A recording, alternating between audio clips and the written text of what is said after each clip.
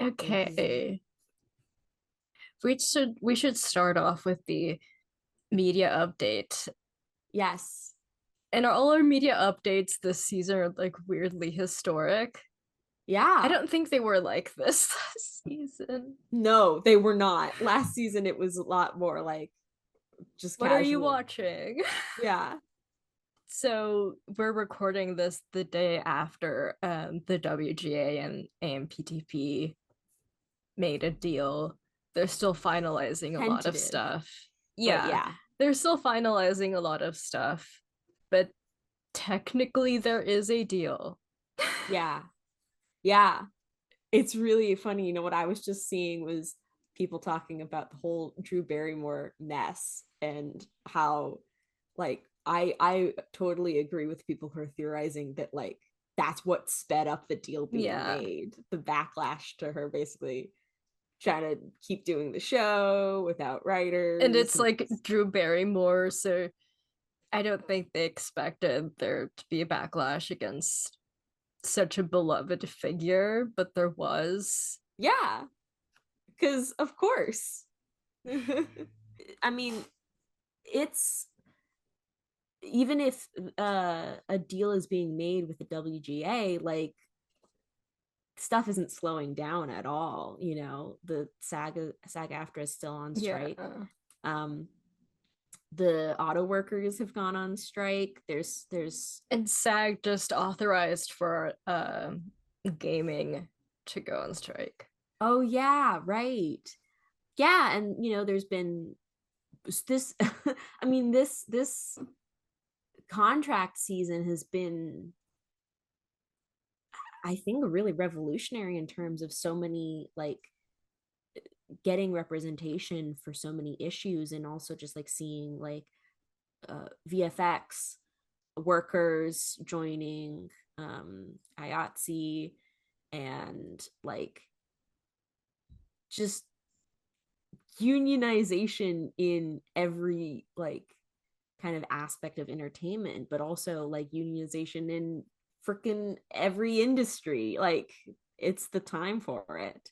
I do find that solidarity like endlessly inspiring. Yeah. Yeah, I've always loved writers, but now I really do love writers. Yeah. Like I sent out a tweet that was just, I love writers. Yeah. It's really it's wild because yeah, just thinking about how so much of film and TV, it's there from the script, it's there from the writers on set. It's like stuff just doesn't happen organically. Like I don't know. I recently bought the script for Blood Simple, the Coen brothers first feature film, and then we watched it because I'd never seen it before, and then I went and read the script, and it's one of the first times that I think it's the first time that I've ever read a script immediately after watching the thing and being like, oh my god, it's everything is here. Like the writing of the whole story, even like the shots and like the pacing, it's all in the script. It's not like, I don't know, that's kind of, it's really cool to me because I consider myself someone who likes to tell stories, and I've done editing and I've done writing, and I've just watched and like read a lot about media and filmmaking, the process. And so I have ideas about like the process, but realizing that like those ideas can go into a script. I'm rambling now, but it's also kind of ironic we're talking about writers, considering we're not talking about a fiction piece today. Yeah, today's our second documentary Yeah. of the podcast, and it's pretty iconic. It's Grey Gardens from 1975, and I've Yeah. seen it 3 times. This is my first time seeing it. I knew pretty much nothing. That's not true. I have a memory of you telling me the plot, or like the essence of this film uh on senior week. Do you remember that when we were first discussing the premise of the podcast? You like Oh went on yeah, a whole ramble about Grey Gardens. So yeah, like I think we were planning on discussing this for since the conception of the podcast, right? yeah. I watched this movie for my documentary class in undergrad, once just for class and another for writing the final for that class, because I wrote my final on this film, comparing it to the Britney Spears Instagram videos, because this was Oh. because this was when she was in the conservatorship. Huh. That sounds like a very interesting essay I didn't know you wrote, and now I want to read. Let's um, see if it's still somewhere in my computer, because I've gone on various deletion sprees. oh, yeah. Well, okay. You're bringing this film to this podcast. Like, I know we'll get into all the specifics of the camp aspects of this film because I do see it. But like, why, if you have a brief answer or a way to get us in, like, why did you pick this film? um it's kind of iconic in camp circles. Like, one of the things that I sent you, that just for like, oh, just so you know this exists, is how I think we've mentioned Jinx Monsoon before, with like, she has a really good Judy Garland impression, but she also has a really good Little Edie impression. Yeah. And I feel like that's where our generation knows Little Edie from.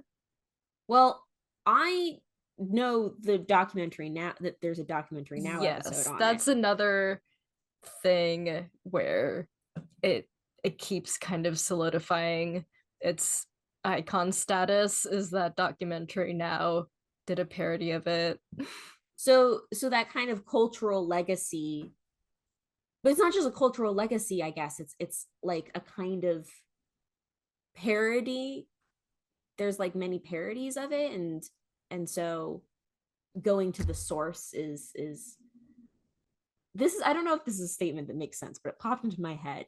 But like, the main characters of Grey Gardens feel almost like parodies of themselves.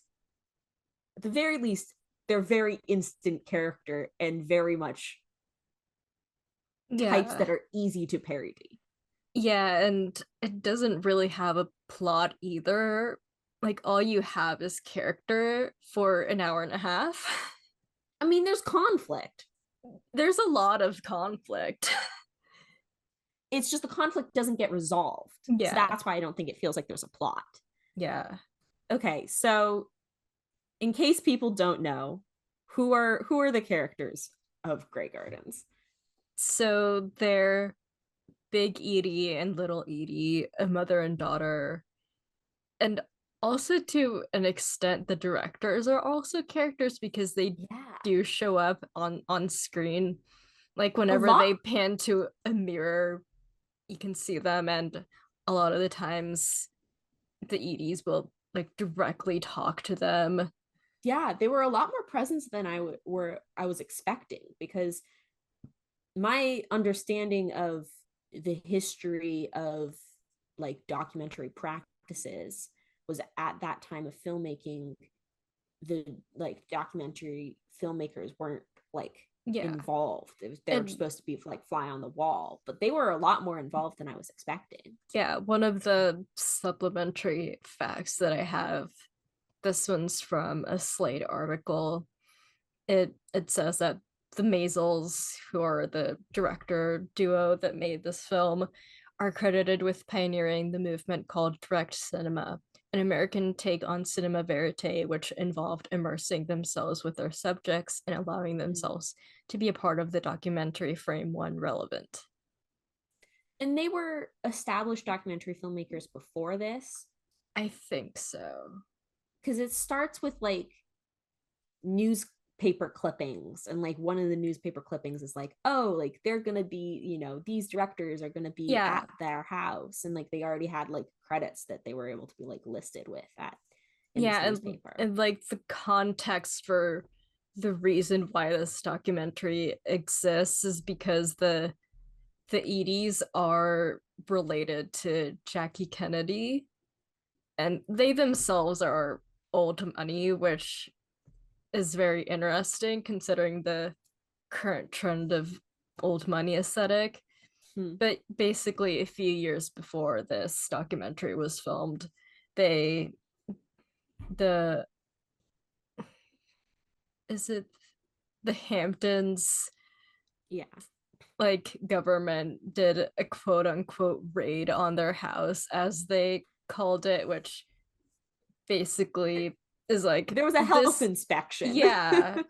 Yeah, they were like, this is kind of inhospitable, and then Jackie Kennedy helped clean it up a bit. So presumably what we're seeing in this documentary is an improved version of how they were living. And it's, yeah, I mean, they were almost evicted for unsanitary conditions, and it doesn't look like, I mean, if what it was before was unsanitary conditions, like I don't even know what I want to, like, I don't Yeah. want to imagine what that looks like, since the house is like it's falling apart. It's full of trash, and there are cats everywhere and raccoons everywhere, and there are holes in the walls, and the walls look like they have mold. And like we see them From in the like outside, two it looks rooms. abandoned. We like never see that there's a dining room that they use once, and then they're mostly in this bedroom that like has a fridge. Like there's like, you never see them in a kitchen. It's very like they're eating like canned food. Big Edie goes downstairs once throughout the entire thing. Yeah, well, so she's called Big Edie in like now the cultural context, but throughout the film They're she's both called named Edith. Edith. That's Yeah, just a so Edith, distinction between the two. and but little Edie, she's called Little Edie by her mom. Yeah, which, yeah, that's her mom.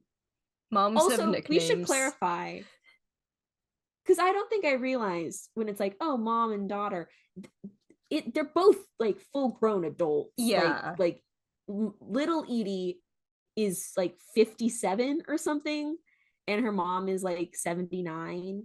Yeah. And it's, to me, that's, I mean, I'm sure you would probably agree, but the central conflict is the relationships these two women have with each other. Yeah.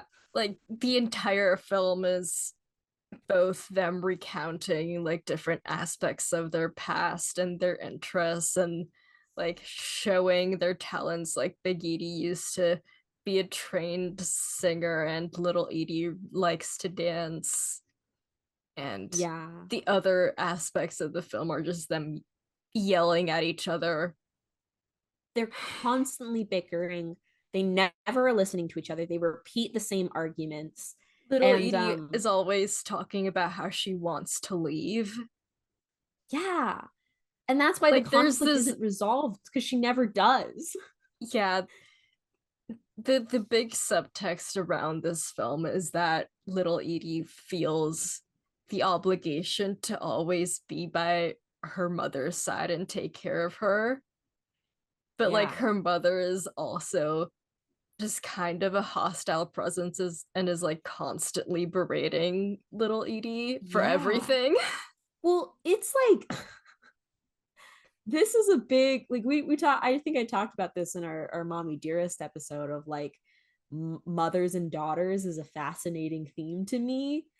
And damn, is this some mother-daughter trauma? Like it's yeah, I mean, they have they each have their own sides of the story, and they both like are so strongly believe in that perspective and that memory of and that understanding of events, and they're completely opposite, you know. Like there's this time, and I did see some of the clips of the documentary Now parody you sent me, and they made, you know, they made fun of this in those clips of like the 15 minutes like that oh, mom had him gone in 15 minutes for this man that little Edie wanted to marry. And then, you know, big Edie has the story of like, oh no, he like came to the house and was like, how could someone who was so warm on the phone be so cold? And you know, I told him he didn't want to be there, so I told him to leave. And it's just so like it, yeah, I don't, it's really interesting, but I also find like deeply relatable and very like I mean, I think it'd be relatable for a lot of people of this like weird like frustration of like feeling like, oh, it's your duty to take care of your mom, but as a daughter, you know, it's a duty to take care of your mother. And like And especially in this situation, since it seems that the rest of the family has abandoned them. And yeah, so if little Edie leaves, then big Edie has no one. but then she resents her mother for that and wants to leave and do her own thing, but also like feels obligated to take care of her. Meanwhile, her mother like is like, you know, seems to have this feeling of like, oh, I don't like, no, I'm fine on my own, like I'll be fine, like I was taken care of, you don't need to do this. And like, you know, maybe it's like, I don't want to be a burden to you, I encouraged you, you should be out there doing your own thing. But at the same time also like says things like says something where it's like, oh, you know, I didn't want my child to be taken away from me, I'd be entirely alone without her. Like it's Yeah, which relates to the whole husband's thing of how like little Edie never married and she keeps going the entire movie talking about like I could have married Paul Getty of like the Getty family. well, no, her mom keeps going, why didn't you marry Paul Yeah. Getty? She keeps going on about some guy with like a Eastern European sounding complicated last name. I can't remember. But yeah, she like she her because that's the thing. Her mom is like, you could have married millionaires. There's all these men, nice men who wanted to marry you, and you didn't marry any of them. But then the one man that little Edie says that she did fall in love with, her mom didn't approve of. The one that left in 15 minutes. Yes. It's I mean, it's also like the kinds of things they argue about, like Big Edie like is like constantly like talking about little Edie's weight and how much Oh she yeah. eats or doesn't eat. And they're like looking through photos at one moment, and it's like, Like what? right at the beginning where they start looking at photos, Bikini's like, look how fat I was. Yeah, yeah. Well, there's another moment that I remember of Big Edie going like, "Oh, you look awful in that photo. Why didn't you wear any lipstick? Oh, you look awful. Oh You're not yeah. wearing any makeup." And it's just like, oh god damn. Like this is what the early 70s, Yeah. and the way that it like it's like, damn, American beauty standards for women have not changed. But like not only is was it filmed in the early 70s, but Big Edie was an adult in the early 20th century from a Yeah. very rich family. So like of course she thinks that way. I mean, it's just like it's it's interesting that even if like there are variations in beauty standards and ideals that have shifted throughout the decades, there is still this kind of like a kind of presentation that your mother expects you to have. Yeah, or you expect yourself to have.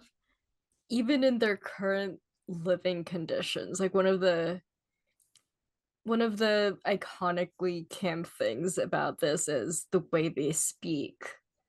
Yeah. Like they have this very high class, almost transatlantic accent. They're wide. The accents are so like the first thing I wrote down, because even though you had told me that they speak in the, this kind of like It's very unnatural proper. way, It's very proper. it's so like unusual. And it's not even like a thing with like it's unusual from now than when it was filmed, because like whenever the filmmakers talk, they don't sound like these women.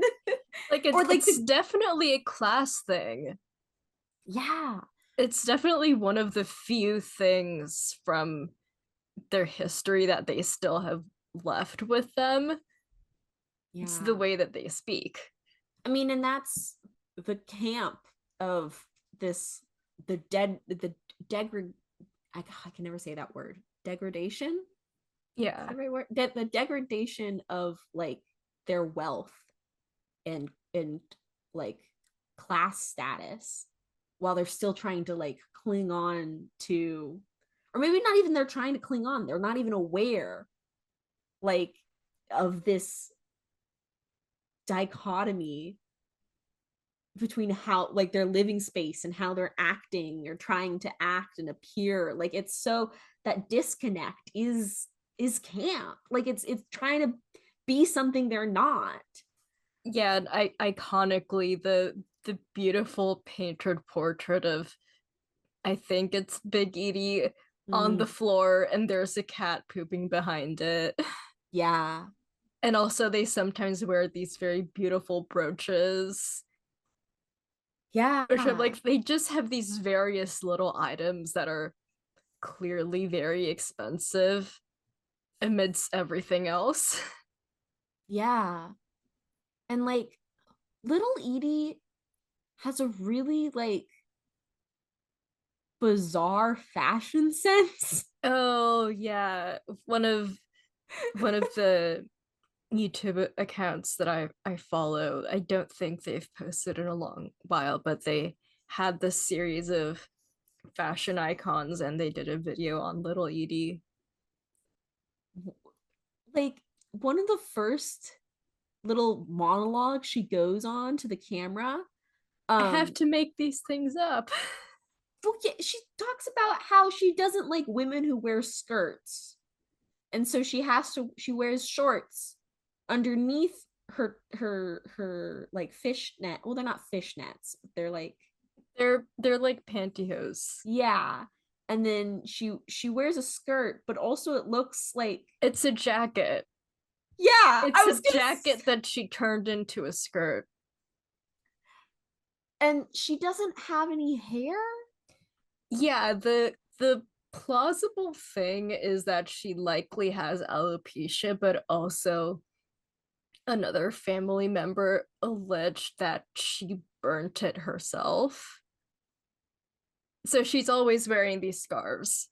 Yeah, she's always wearing scarves. Her eyebrows are, she draws on her eyebrows, and it's just strange. It's just strange to see her.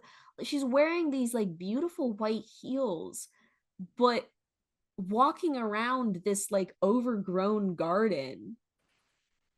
In which Or she also talks about how she lost a scarf yeah, in it. and half the time she's also in a swimsuit. You Oh never yeah. see her swimming, but she does sunbathe. Yeah. She just wears it around the house. And yeah, she's always, her head is covered every single time we see her. Which, like that's like some people's, there's cultural and just personal reasons to do that, but it's a kind of stylistic choice that makes her very distinct and recognizable. Yeah. You've got light blue on. Well, Al, you're still, Mother says you're very conservative. Brooks, everything looks wonderful. Absolutely wonderful. This is the best thing to wear for the day. You understand? Yeah. Because I don't like women in skirts. And the best thing is to wear pantyhose or some pants under a short skirt, I think. Then you have the pants under the skirt. And then you can pull the stockings up over the pants underneath the skirt. Mm-hmm. And you can always take off the skirt and use it as a cape. So I think this is the best costume for the day. Okay. I have to think these things up, you know. Mother wanted me to come out in a kimono, so we had quite a fight. So what did you do? Photograph Brooks cutting right down here? Yeah, cutting through the jungle. Oh, for goodness sakes. What do you want to do now? Where do you want to go? Upstairs? You want to go up and photograph it from the top porch? Okay. Okay. They're going to photograph from the top now, Brooks. Yeah, that's one of the reasons why this documentary endures. It's the style of Little Edie. Like, it's just iconic, and no one else dresses like her. Also, are the big sun hats a thing? I didn't know, but Big Edie's thing were big sun hats, and Yeah. she wears them while in bed. Yeah, because that's the two, like the two main places we see her are in bed or lounging on the porch. Yeah. And the bed is always covered in stuff. Yeah. It feels kind of like, I don't know. I'm sometimes a little concerned about, like, is she getting proper care? Because supposedly her daughter is taking care of her, but her daughter also doesn't seem to like her. Yeah. I mean, likes her as much as, I guess. It's a very codependent relationship. Yeah. It's, I would love to talk more about, like, the documentary aspects of this film, and like how it like how it works as a documentary film. Especially since you took it and discussed it in, like, documentary history class. Because to me, what I was interested in, and also how it fits into camp, is this kind of, like, weird blurring of performance and authenticity. Yeah. Like, a lot of the time, both Edies are singing or dancing for the camera, and then the other times they're, like, genuinely just having conversations with the director and having conversations and or fights with each other. And that's the thing that I find so interesting, is that there's, I mean, so many times, like, Little Edie will, like, lean in really close, and she's like talking directly to the camera, and she'll whisper conspiratorially, and, like, but then there's moments, multiple moments, where she's arguing with her mother, and there's, like, they're arguing, and you're wondering at least I was wondering to myself, like, do they realize the camera's rolling right now? Like, they've been talking to the camera. There's this awareness. They've invited these people into their home, but they're having these really intense arguments that seem really personal. Like, why would they, like, would they be comfortable sharing this fight? And then one of them will bring awareness to the camera and the other won't stop. And they both do it. And I find it so interesting. Like there's a moment where they're arguing about this photo, and then, like, Big Edie, like, rips the photo from Little Edie's hand. And so then she's like, look what you did, like, this is what she does, and she's showing it to the camera, and Big Edie doesn't seem to care. And then there's another moment where, like, it's one of the times that, like, Little Edie's going on about, like, I just want to get out of here. She's, like, telling her mother, like, how much she, like, hates being there. And then, like, Big Edie goes, like, the man, like, look, the man's here. He's, like, he's got his camera. And Little Edie doesn't stop. It's just, like, I find it fascinating because I'm like, how much of that is like, how much of are they hamming it up for the performance, for the camera? Yeah, that's one of the interesting questions about this documentary. Like, it's kind of like the first like reality TV show in some ways. Of like, Yeah. we're going into these people's home, we're like interviewing them, but like they're performing, right? Aren't they? Yeah. Yeah. One of the little additional information things that I have is mostly talking about the house. It's titled Gothic Camp, The Beals of East Hampton. And so it's mostly partly talking about a book about various houses in film. Oh. And but like this one specifically is about the Grey Gardens house. It says Rhodes' chapter on Grey Gardens focuses on the mysterious questions the film poses to hook its audience from the outset. Many of these questions of the Beale family drama, of their world's unique combination of sophistication and squalor, and even what the house's interior looks like, are alluring in the way a reality show of the rich and famous and dysfunctional might be. Grey Gardens could, after all, be a precursor to the Kardashians. I'm so proud that that other people have said that, because okay, so little tiny backstory. I also took a documentary class in our undergrad study with the same professor. However, mine was documentary practices in non-traditional documentary practices, basically. So we didn't talk about Grey Gardens, but we talked about reality TV. So that was like where my brain was, and just like thinking about that kind of like weird, like the oxymoron of reality TV and how like people perform when they're aware of a camera. Yeah. And especially these figures who have basically just been ignored the entire time for decades. So if you give them an outlet, they're gonna take advantage of it. Yeah. It's kind of wild. But you know, like I kind of think it always makes me wonder whether it's in human nature to like desire attention.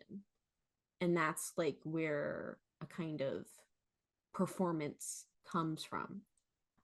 I don't know if I'm making any sense. I mean, I'm wondering. we are a social species, and Yeah. whenever these subjects are outwardly performing, it's to the camera. Yeah. Like especially little Edie's dancing. She's always like looking at the camera and going like, here's this thing I practiced. Yeah. And I wonder if now this is getting real like philosophical, but like what does the camera is it performing to the camera? Is it performing to the like directors? Is it performing to an imagined audience? Or is it like performing to the camera in the sense of like there is actually a distancing of humanity through technology? Like this is also like, you know, kind of questions for like modern day and social media and stuff. Like how much of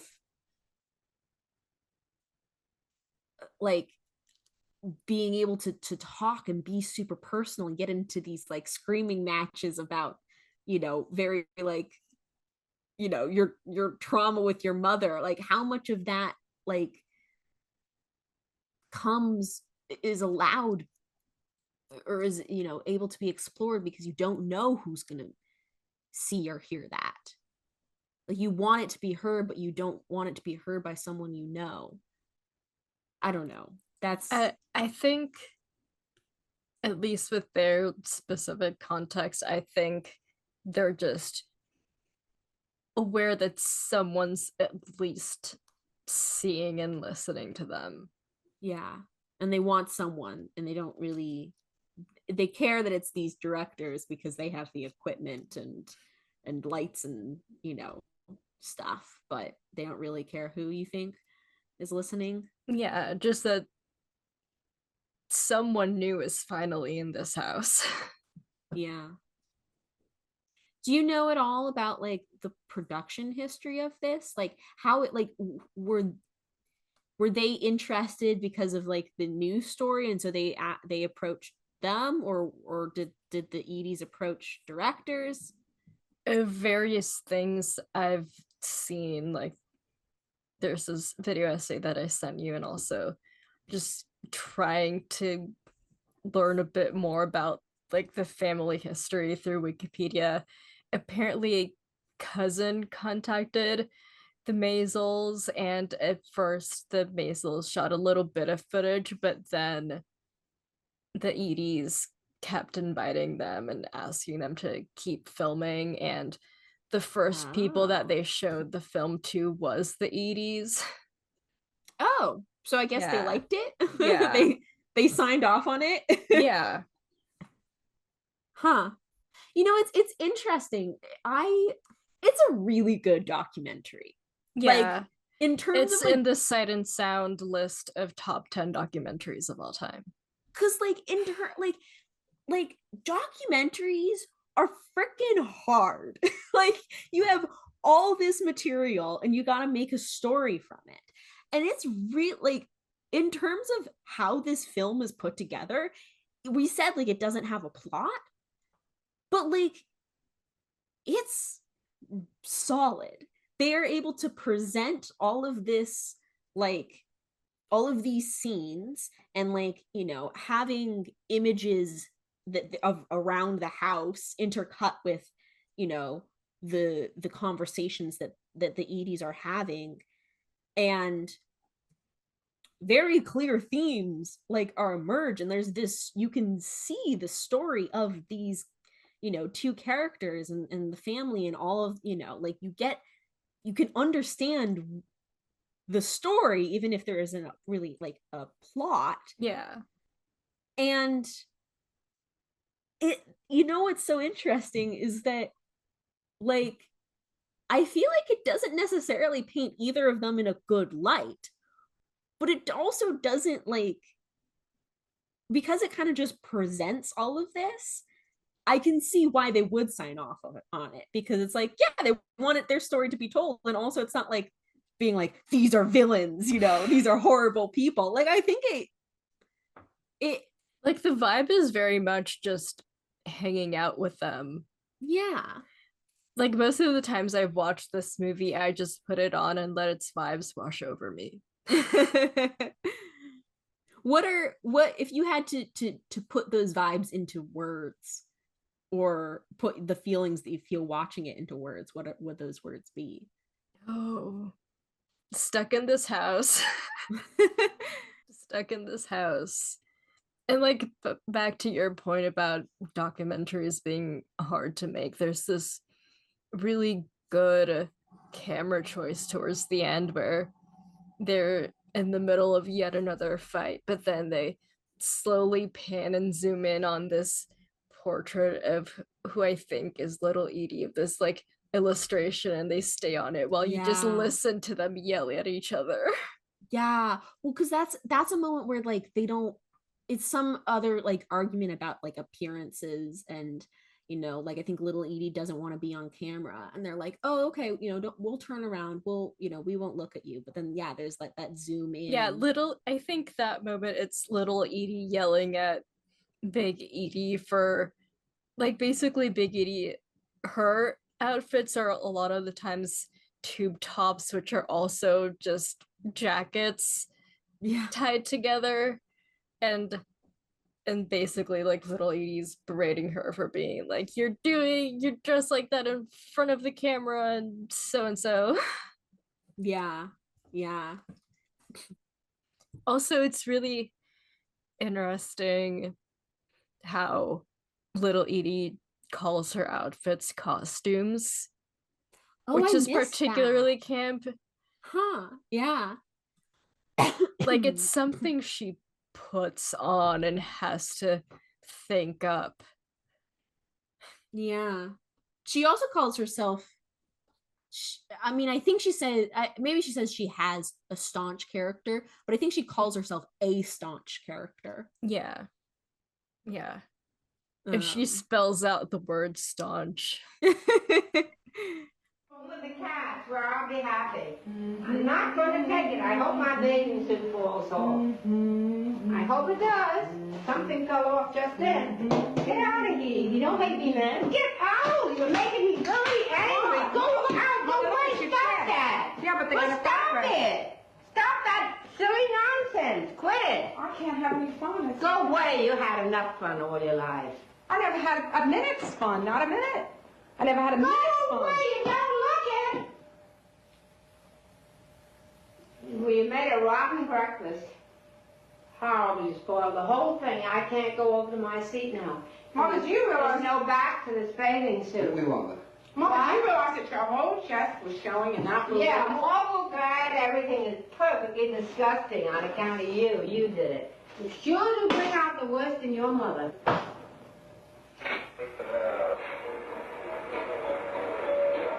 I think Mother's very mean to me. Do you want to quickly go through your favorite quotes? Because there's some wild ones. Oh, I'm not very good at quotes with this movie for some reason, even though it's known for being quotable. But I'm picturing her going through the horoscope book and talking about how she needs this Libra man, and she reads it with this magnifying glass. Yeah. I I like where she's like, I only care about 3 things: the Catholic Church, swimming, and dancing. Yeah. Because also, like, that is something that I find, like, the religion and the Catholic Church and how that, like, fits in to the identity of these characters. Yeah, I think at one point they described themselves as Catholic scientists. Yeah. And I'm not sure what that means. Well, it's I think that there's, like, you would think it's like, oh, okay, you know, they're like, oh, we're these, like, moral, upstanding, like, good Christian, good Catholic, you know, people, and you would think that that means they would go to, like, church each week, but they listen to like the radio sermons on the radio. Yeah. And so that's another, like, that weird, like, adding to this disconnect where they're, like, in this house, they don't go out, they listen to the radio and also very old records of Big Edie's singing. Yeah, it's oddly, like, timeless, you know. So if you said that the vibes are stuck in this house, the house is out of time. Yeah. And that's another quote too, where I think it's Little Edie, because it's towards the beginning, where it says, like, she says, like, it's very difficult to keep the line between past and present. Yeah. Like, and, like, the characters are consistently talking about the past. Yeah. It's so, I mean, there's so many aspects about this film that are just unreal in a way that I have to remind myself that I'm like, these are real people. This is a documentary. Yeah. Okay. Do you know what happened to them? Like, where are they now? Are they they both have passed. Yeah. Little Edie eventually did leave and had a little one-woman show. Oh. But then she passed. That's about it. You know, this is another instance of like, failing divas as a kind of camp icon. Yeah, like, they both are, I want to say canonically, but this is real life. Yeah. But, like, Big Edie was a trained singer, and there are records of her music in the house, and little Edie was a fashion model and a debutante, and she likes to dance. Yeah. There is this kind of like, I don't want to be too mean, but she's not a very good dancer. She's not a very like, maybe it's just that she's all by herself, and the routines that she knows are supposed to be in like line dancing and stuff. There's this kind of like, it feels a little bit delusional. Yeah. Also, like the scenes of Big Edie singing along to her records, being like, you know, and like her voice is not the same as the voice on the records, but she insists that it is. Yeah, and she also calls little Edie's singing bad. Yeah. Yeah. Yeah, one of this documentary is also kind of known for inspiring debates about ethics. Like, yes, they are consenting to be filmed, and they're like very hands-on with the process, but some people are like, should they have been as like hands-on as they were? Like, are they like, did they fully comprehend what was going on? But then the other side of that argument is like, we're not qualified to diagnose these two women based on an hour and a half of footage.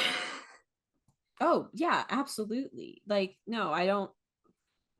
That is true. Like, it's not really fair to, you know, it's not our place to make opinion, you know, like, I'm stumbling over my words. I'm not making any like claims about any of these two people's, you know, what their mental status was, and there's no judgment on my part. I think it's I mean, I'm a little bit sad. Yeah, and I feel like that's part of the camp of the film, is how it's tonally so many different things. Yeah. I think it's also like an observation about the way the film is structured, that they you know, like there's moments where they're like, will zoom in on the sign that like little Edie made for herself, like talking about how like good of a dancer that she is, like after showing her kind of like tap dancing alone in this weird, you know, like house, or the scene where she's like, you know, like with the flag.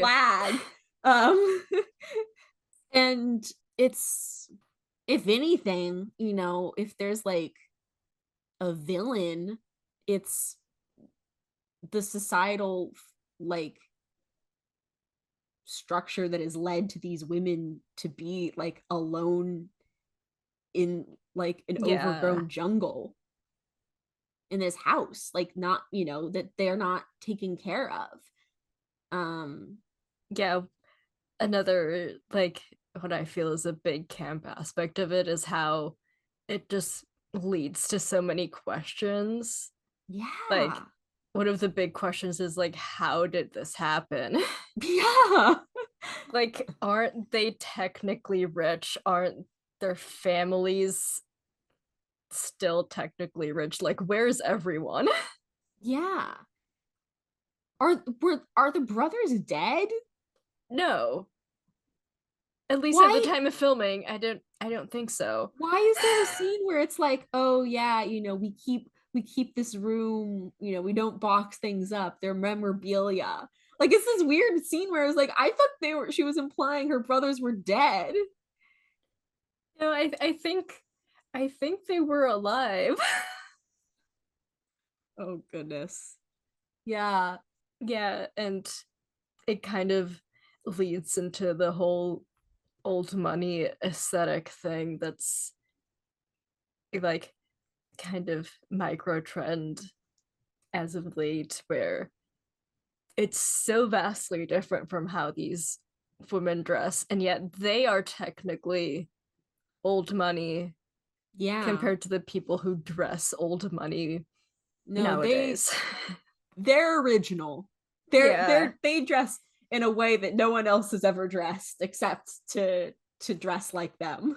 Yeah, and they're old money, and yet their living conditions are far worse than most people nowadays, regardless of income. I just want to know why little Edie feeds the raccoons. Like, was she like, why does she feed the raccoons? Does she think that they're cats? I think she knows they're raccoons. Like, she's not feeding the cats the Wonder Bread. She feeds the Wonder Bread specifically to the raccoons in the attic. True.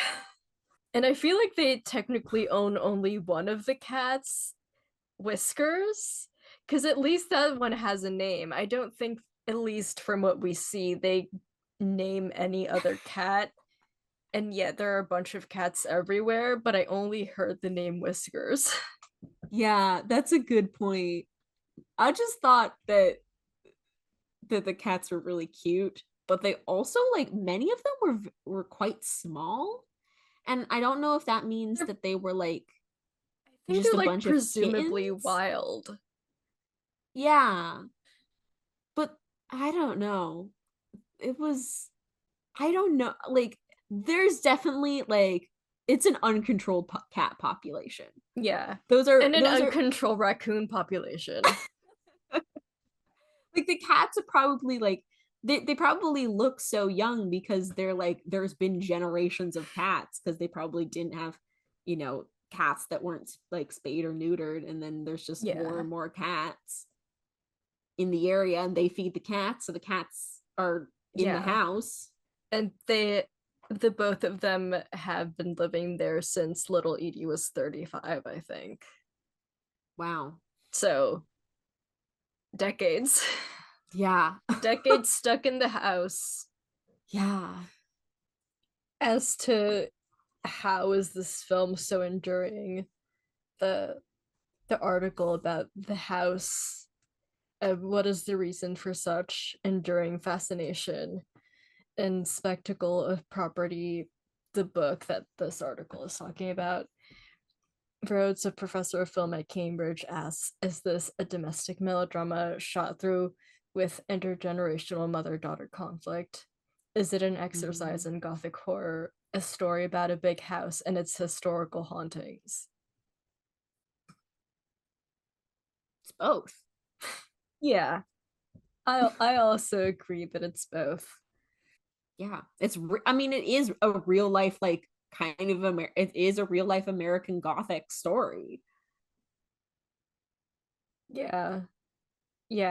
And it concludes with, these characters and the film they inhabit keep us at a distance that allows for voyeurism. The women of Grey Gardens mock the ruling class, but they are the ruling class. Their Gothic self-presentation neutralizes the tragedies of American capitalism as camp. Yeah. I think the fact that we are kept in the dark about so many things, leaving room to wonder and interpret and give your own meaning to it, like, that's why there's a legacy, because people want to keep asking questions. Yeah, and like, as we've said before, a lot of camp is just not explaining things. And this movie especially does not explain things. Yeah. Do you have a favorite little Edie outfit? Oh gosh. Or shall I say costume? Well, I like the animal print swimsuit. Yeah, I also like that one too. That one's pretty good. Yeah. I think my favorite is the one red monochromatic outfit. Oh. Like, the entire costume is red, including the scarf. That one's good. I have a question. Is this the last episode of the season? I think possibly.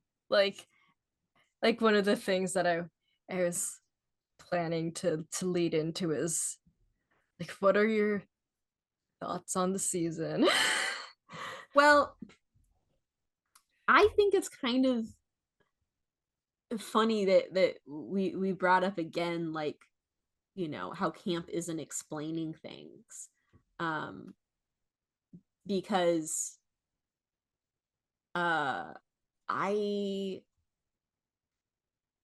think that's been my biggest takeaway from this season and the films we've discussed, is realizing the value of leaving things open, and also, like, not to frickin' lampshade.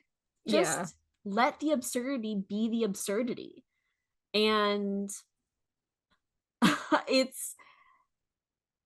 I think it adds into something I've been thinking about recently with, like, the some of the stuff I've been, like, reading or listening to, as I'm kind of getting back into novels, is like the power of show don't tell, and the power of trusting your audience to be smart and to figure out things that you want them to figure out, and to let the story wash over you. So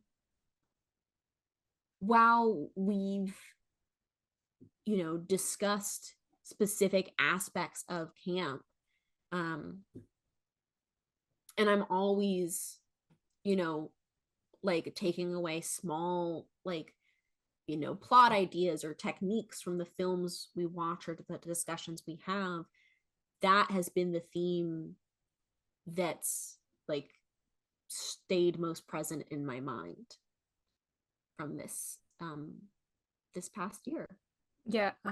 And one of the things that keeps drawing me to camp is how, as quote unquote superficial as it is, it never underestimates the audience's intelligence. And committing. It like, camp commits. It doesn't shy away. It doesn't try to go like, oh, here, you know, here's the reason why this thing's happening, or isn't it funny that this thing's happening? It goes, this thing's happening. And that boldness is not in a lot of modern media. Bottoms had it. Shout out to Bottoms. And also, what is more this is happening than a documentary? Oh, so freaking true.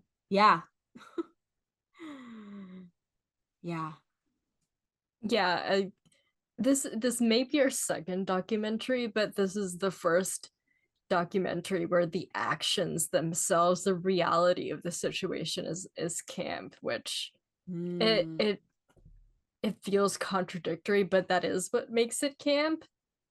Like, how it's incredibly wild that this is real, but it's real. Because I mean, sometimes reality is stranger than fiction, and so bringing that into fiction pieces is I think a lesson more screenwriters should embrace for fiction work, or just seek out, do more camp documentaries. What did you think of the spooky aspect of this season? I liked it. I think we can go even spookier. It was spooky. It was not scary. That's what I'll say. I thought maybe we would go scary, and we didn't get. I think we watched more works this season that were harsh and, like, what's the quite word, but, like, you know, like, mean. Mean-spirited. Romeo and Juliet is the one that sticks in my mind the most. And Mommy Dearest. But we had a lot of, like, fun spooky stuff. Like, you know, Spider Baby, Gremlins 2, like there's this there that also had like a warmth to the scares and oddness. Yeah. They're very like Halloween vibes. Yeah. And I think that is something I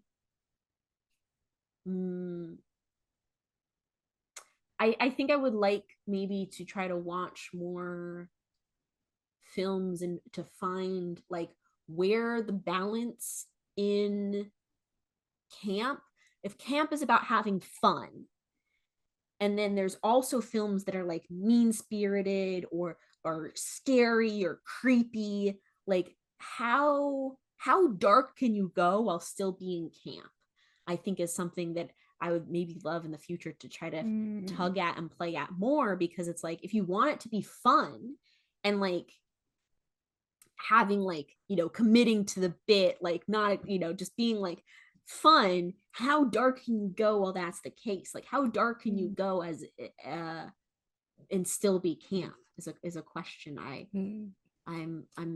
been thinking about a bit with this spooky season. This kind of unexpectedly leads to my crackpot theory that House of the Dragon is camp. Oh, damn. Because that is dark, and as I have read the source material, it will get much darker. Yeah. And yet I look at that text and I'm like, this is completely devastating, but it's also incredibly camp in ways I am not sure I can explain, but I feel it. Well, hey, season 3, get someone who wants to talk about House of the Dragon with us. Oh, absolutely. I will hit up the group chat that I'm in with. Put that on the list. Yeah. Yeah. I also think I'm glad we discussed Debs. Yeah. This was oddly a spy season as well. Yeah. Unexpectedly also a spy season. I think can we get even more gay stuff?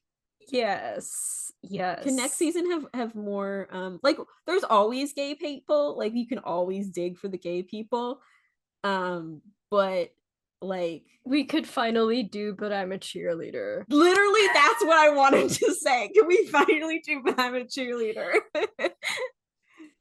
There's just so many movies that are camp that like there's always like, oh, we should do this one next time. Yeah. It's kind of never ending. The thing is that I never want to stop watching and discussing stuff with you. Yeah. So. Yeah, same. We just need to make the time for it. Yeah. Who would win in a fight, Mommy Dearest or Mother Darling? Oh, Mommy Dearest. Yeah. Although the way little Edie says Mother Darling is iconic.